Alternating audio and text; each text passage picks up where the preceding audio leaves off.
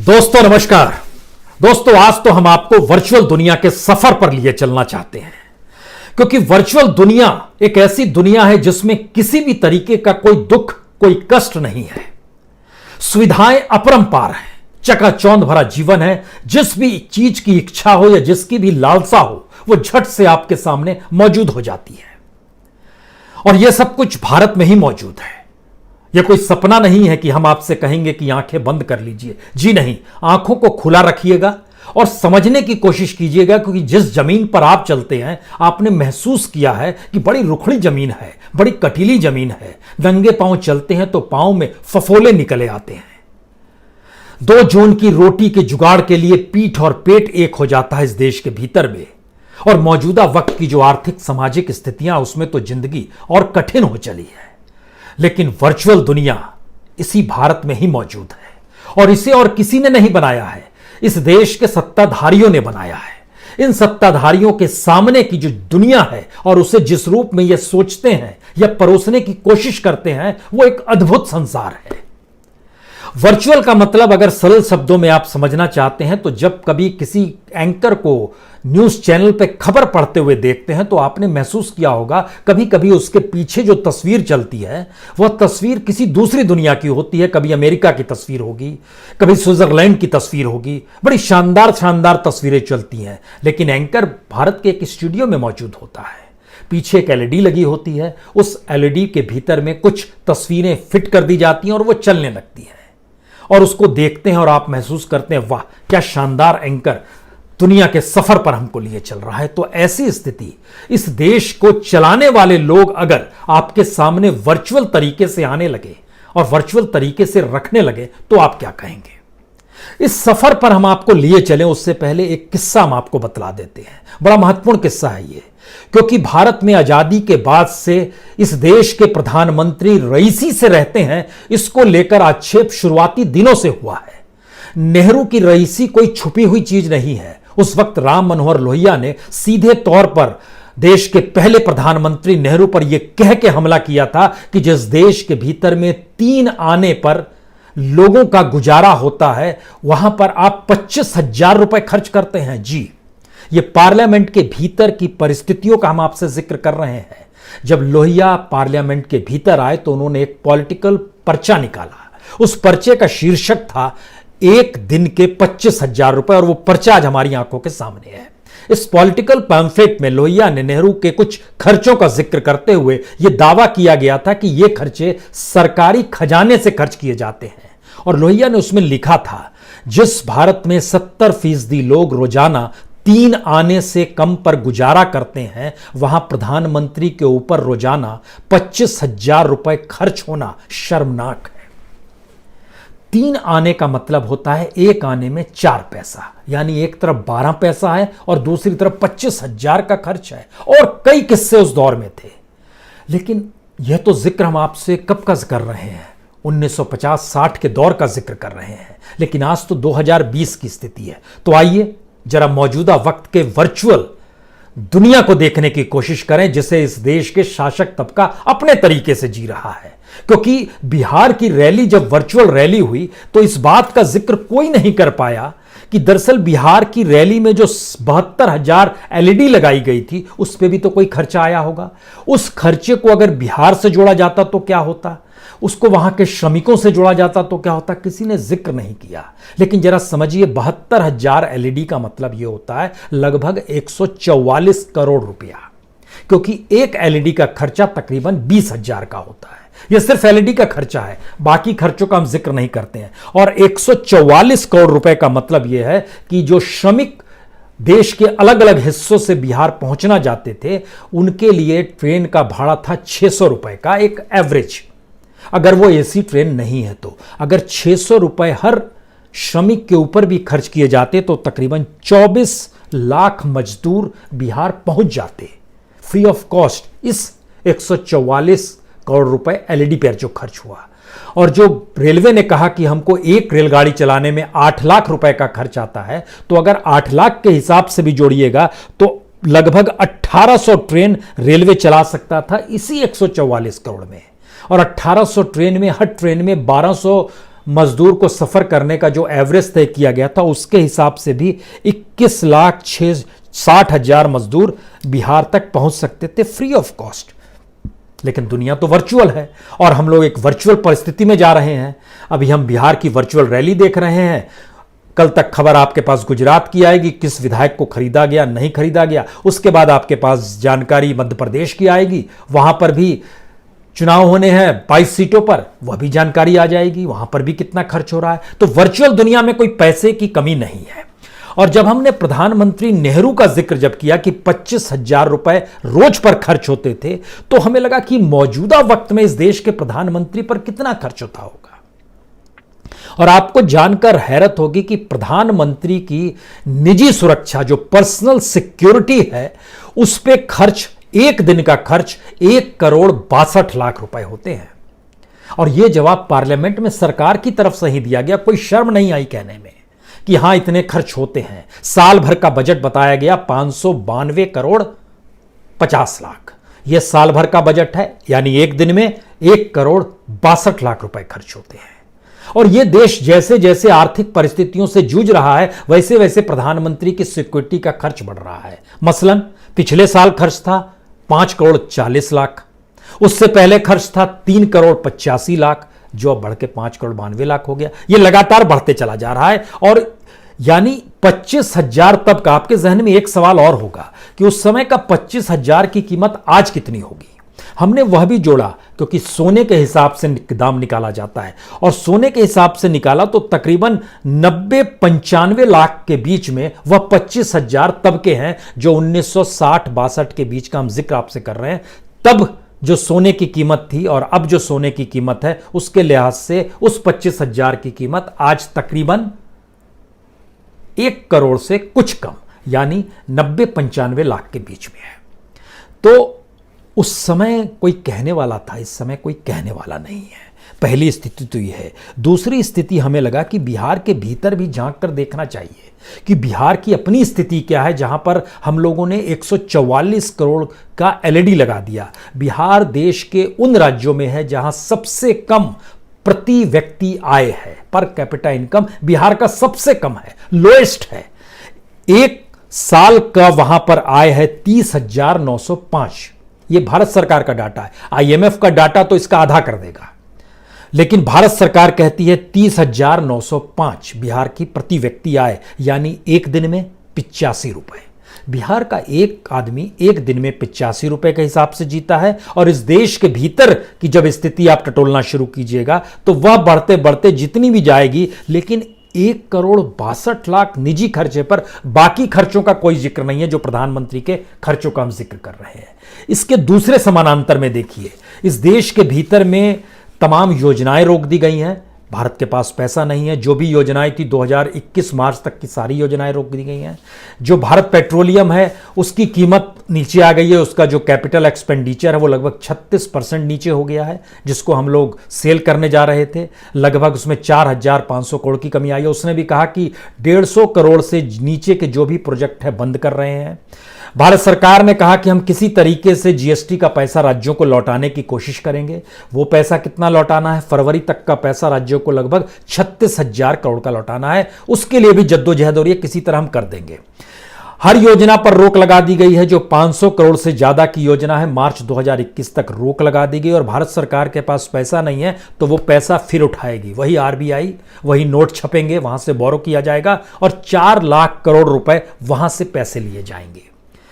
क्योंकि अप्रैल में जो राजस्व मिला है भारत सरकार को, वह तकरीबन 27,548 करोड़ है। पिछले साल जो मिला था अप्रैल में, वह तकरीबन 3 लाख करोड़ से ज्यादा का था। तो इतना कम हो गया, यानी पैसा नहीं है। लेकिन हम लोग किसी भी दिशा में सोच नहीं पा रहे हैं कि पैसे की कमी तो है नहीं।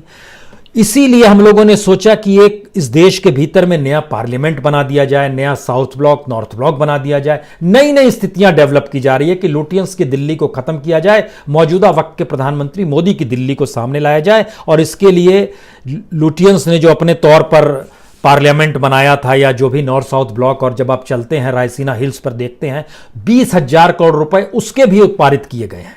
वह भी बन जाएगा।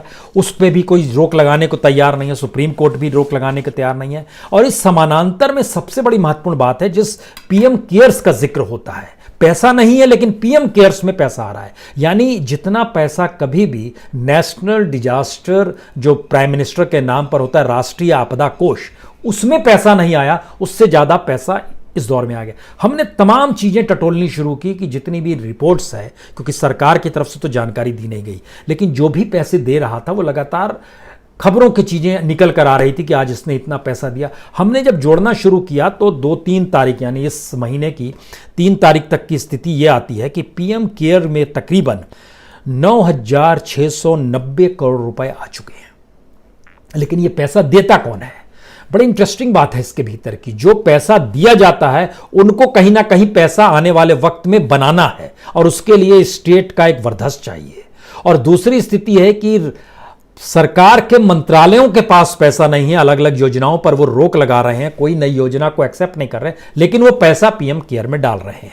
सरकारी संस्थाओं ने 5,339 करोड़ रुपए पीएम केयर में डाले, निजी संस्थानों ने 4,223 करोड़ रुपए डाले।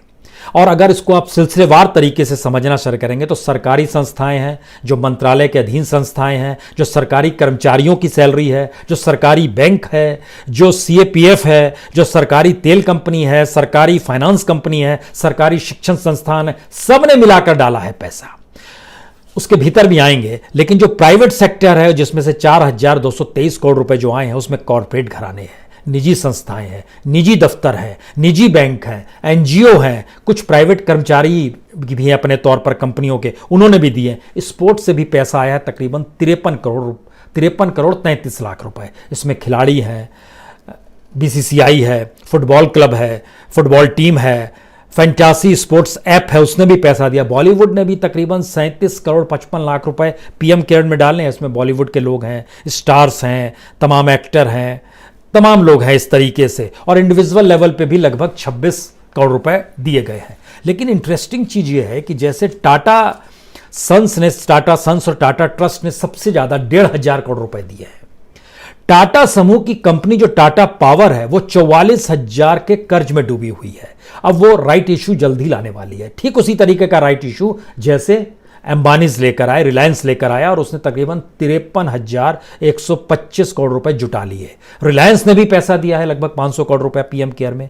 अब आप देखिए ऊर्जा मंत्रालय के अधीन जो संस्थाएं हैं उसने 925 करोड़ दिए, और उस संस्था के पास ही जो ऊर्जा मंत्रालय है उसके पास अपने लिए चलाने के लिए पैसा नहीं है। रक्षा मंत्रालय ने 500 करोड़ रुपए दिए, उसके यहां अपने जो सारे कर्मचारी हैं सबके जो डीए हुए जो होते हैं सब कट चुके हैं। स्टील सेक्टर है वहां से 500 करोड़ आ गया, वो कोई योजना नहीं एक्सेप्ट नहीं कर रहा है क्योंकि पैसा नहीं है। वित्त मंत्रालय के स्टाफ्स का 430 करोड़ रुपए आ गया। आदित्य बिरला ग्रुप ने भी 400 करोड़ रुपए दिए हैं, ओएनजीसी ने 300 करोड़ रुपए दिए, एनटीपीसी ने 258 करोड़ रुपए दिए हैं। और हर को आने वाले वक्त में पैसा इसी मार्केट से बनाना है जिस पे सरकार की सहमति होनी चाहिए, अन्यथा मुश्किल हो जाएगी। तो इस स्थिति में अगर ये स्थिति कभी भी राष्ट्रीय आपदा कोष को लेकर भी नहीं आई, राष्ट्रीय आपदा कोष में एवरेज अगर आप निकालिएगा तो 500 करोड़ से ज्यादा कभी पैसे आते नहीं थे साल में। पिछले साल जैसे 738 करोड़ आया, उससे पहले 486 करोड़ आया, उससे पहले 491 करोड़ आया, उससे पहले 751 करोड़, इस तरीके से आते गए। और फिलहाल लगभग 3,800 करोड़ राष्ट्रीय आपदा कोष में है। लेकिन यहां पर 9,000 जो आंकड़ा बताया 9,690 करोड़ 97 लाख रुपए पीएम केयर में ये पैसा आया है। यह एक साइकिल है इकोनॉमी की, जो एक वर्चुअल दुनिया है अपने तरीके की, जिसमें आप कैसे कमा रहे हैं, कैसे पैसा ला रहे हैं, किस रूप में चीज़ों को डेवलप करेंगे, कहां से कैसे आएगा। जबकि हम लोग जब इस स्थिति में आते हैं कि देश की इकोनॉमी अगर डामाडोल है और आपने सारी चीज़ें रोक दी है और आपके पास इंफ्रास्ट्रक्चर नहीं है, क्योंकि जनता की दृष्टि से बात कीजिएगा तो इंफ्रास्ट्रक्चर की स्थिति क्या है? बारिश हो जाती है तो इस देश में गेहूं सड़ जाता है, लेकिन गेहूं को हम लोग भूखे लोगों तक पहुंचाने की स्थिति में नहीं है। पिछले दिनों मौसम बिगड़ा उत्तर भारत में, मध्य प्रदेश में तकरीबन 4,19,000 टन गेहूं खराब हो गया।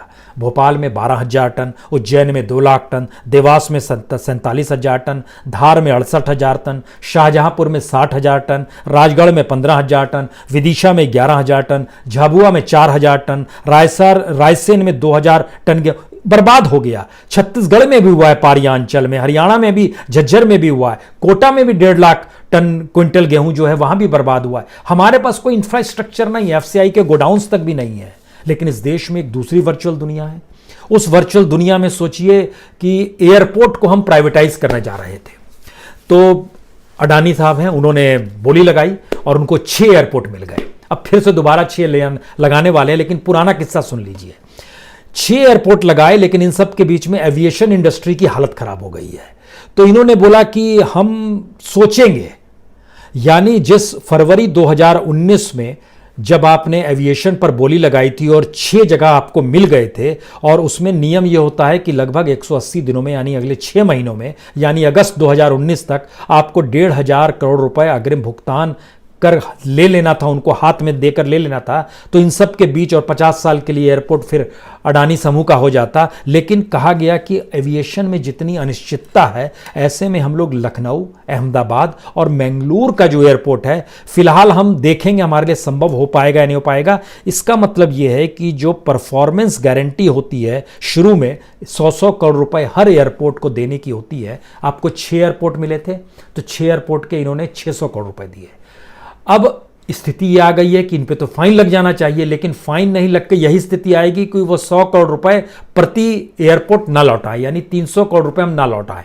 लेकिन जो बोली लगाई गई और जो 6 महीने फरवरी में बोली लगी थी, अगस्त तक पैसा देना था, और आज की तारीख में दूसरा साल आ गया, दूसरे साल का भी अगस्त महीना आ जाएगा, और तब तक एक अनिश्चितता है। तो हमारे यहाँ डिसइन्वेस्टमेंट को जो कौड़ियों के मोल दिया जाता है कॉरपोरेट्स को, और कॉरपोरेट्स अब अगर सत्ता के करीब हैं तो वह मनमानी तरीके से कह सकते हैं, और सत्ता भी कहती है ठीक है देखेंगे, जब अनिश्चितता है तो हम लोग भी क्या कर सकते हैं, मौजूदा वक्त का संकट है, सबके लिए समाधान खोजा जाएगा। तो ये एक वर्चुअल दुनिया है, इसमें किसी तरह का किसी को कोई कष्ट नहीं होता है, लेकिन कष्ट जनता को होता है। क्योंकि आखिरी बात समझने की कोशिश कीजिए, जनता का पैसा, जैसे लाइफ इंश्योरेंस कंपनी को आप समझिए, लाइफ इंश्योरेंस कंपनी में देश भर के जितने लोग भी पैसा डालते हैं, वह शेयर बाजार में कंपनियों को अपने हाथ में लेती है।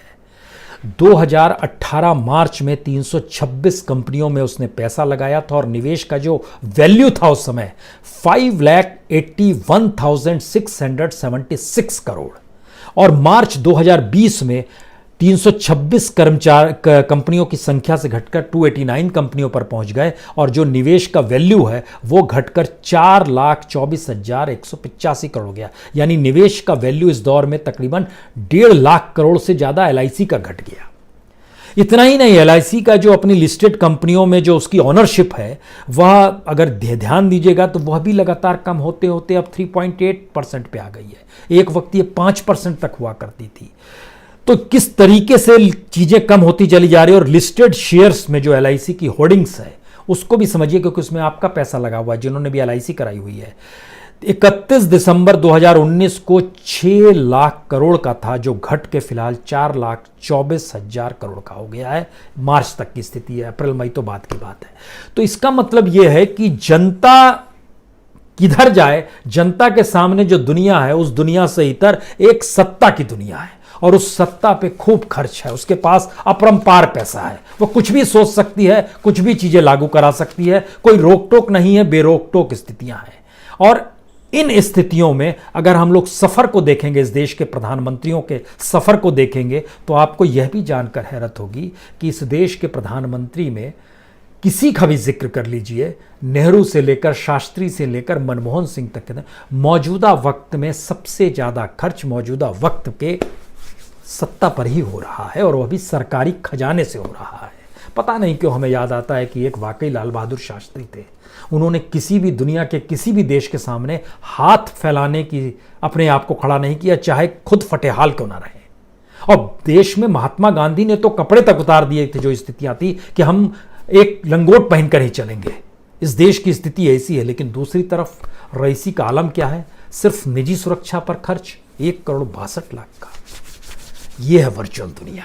और इस वर्चुअल दुनिया के भीतर में अब आने वाले वक्त में इस देश में लोकतंत्र भी वर्चुअल हो जाएगा, चुनाव भी वर्चुअल हो जाएंगे, और उसके लिए एक अपनी दुनिया रचा बसा ली गई है। उस रची बसी दुनिया के भीतर का मतलब एक ऐसी सत्ता है जिसके कोई सरोकार जनता से नहीं है, क्योंकि यहां खूब पैसा है, स्वर्ग है ये।